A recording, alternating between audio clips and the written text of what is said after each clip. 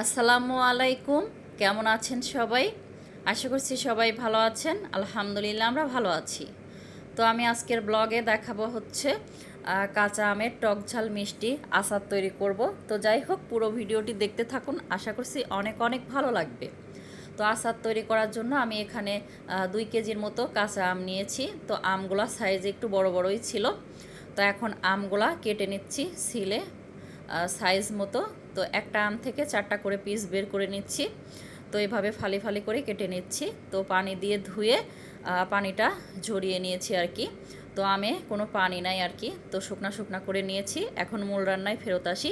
আচার তৈরি করার জন্য লাগছে রসুন, সরিষা বাটা, আদা বাটা, আর এখানে ফোড়নের জন্য লাগছে শুকনো মরিচ আর কিছু গরম মশলাগুলোও নিয়েছি। আর এখন এগুলা টেলে নিচ্ছি, জিরা, পাঁচফোড়ন আর শুকনা মরিচ।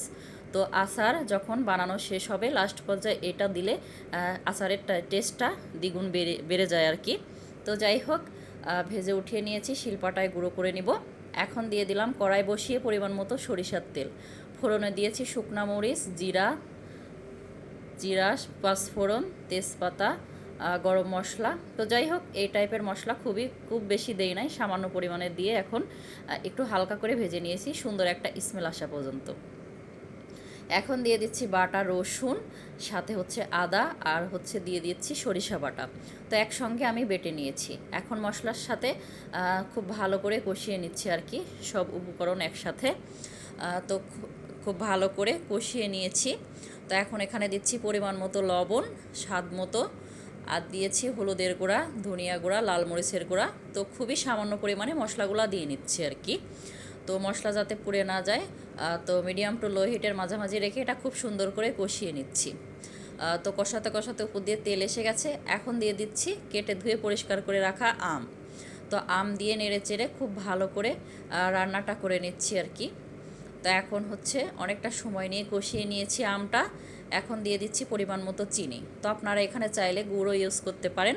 তো যাই হোক, বাসায় চিনি ছিল, এজন্য চিনি দিয়ে ভাবলাম আচারটা তৈরি করে নিই। তো যাই হোক, চিনিটা গলে গেছে। তো আচারের কালারটা কিন্তু ধীরে ধীরে চেঞ্জ হয়ে যাচ্ছে। তো যাই হোক, আচারটা কিন্তু বানাইতে বেশ অনেকটাই সময় প্রয়োজন। আর এই যে ভাজা মশলার গুঁড়া, এটা রেডি করে রেখে দিচ্ছি, লাস্ট পর্যায়ে দিয়ে দিব আর কি। তো আমের আচারটা দেখে বুঝে নেবেন, অনেকটা লোভনীয় কালার চলে আসছে ধীরে ধীরে। তো এখন হচ্ছে এই যে ভেজে রেখেছিলাম যে মশলার গুঁড়া, ওইটা এখন দিয়ে নেড়েচেড়ে মিক্স করে দিচ্ছি আর কি। তো আর কিছুক্ষণ মিডিয়াম টু লো হিটের মাঝামাঝি রেখে রান্নাটা করে নেব আর কি। তো ভিডিওর এই পর্যায়ে এসে এখন পর্যন্ত যারা ভিডিওটি দেখছেন অথচ একটা লাইক দিতে ভুলে গিয়েছেন, প্লিজ একটা লাইক দিতে ভুলবেন না। আর ভিডিওটি যদি বেশি বেশি ভালো লাগে কমেন্টের মাধ্যমেও জানাতে পারেন, চাইলে ভিডিওটি ফ্রেন্ড ও ফ্যামিলির মাঝে শেয়ারও করতে পারেন।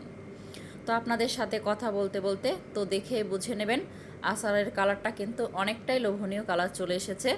তো এমন আচার কিন্তু খেতে বেশ অনেক মজাই হয়। তো এভাবে বানিয়ে রেখে দিলে দেখা যায় সারা বছরই খাওয়া যায় কম বেশি।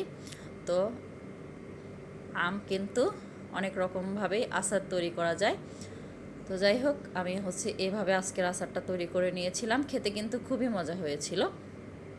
তো কালারটা দেখে বুঝে নেবেন। তো যাই হোক, নেড়ে চেড়ে আমটা আচার তৈরি করা হয়ে গেছে। এখন চুলার জালটা অফ করে দিয়েছি। তো একটু ফাইনাল লুকটা দেখিয়ে দিচ্ছি। তো দেখে বুঝে নেবেন, খুবই সুন্দর একটা লুক এসেছে। তো খেতে অনেক মজা হয়েছিল। তো যাই হোক, চুলার জালটা অফ করে আমটা যখন ঠান্ডা হয়ে গেছে ওই পর্যায়ে এসে এখন একটা বাটিতে আমি নামিয়ে নিয়েছি আর কি। তো দেখে বুঝে নেবেন, অনেকটাই সুন্দর লাগছে কালারটা। তো যাই হোক, ভিডিওটি প্রথম থেকে শেষ পর্যন্ত দেখার জন্য সবাইকে ধন্যবাদ। আল্লাহ হাফেজ, আসসালামু আলাইকুম।